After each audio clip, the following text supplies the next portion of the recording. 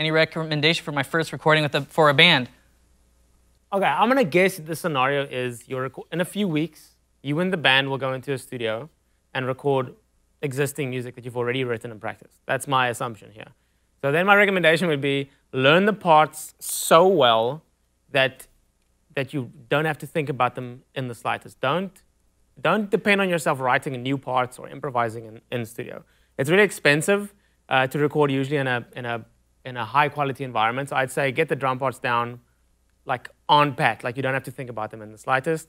And I'd say play along to a metronome, because you guys are probably going to be recording to a metronome, and you don't want to hear the click for the first time in studio. That's putting a lot of pressure on yourself. So I'd say to alleviate as much pressure as possible, make sure you got all the drum parts down, make sure that the band are in agreement about the drum parts, and then just hammer away on the click for as many hours as you can so you can get your timing down as good as possible. Yeah. Just remember, everything you do when you're under microphones is magnified. Like, every little mistake, every little imperfection, you're going to hear, especially if you haven't recorded yourself before. So what I would recommend is play less than you think you need to the first time.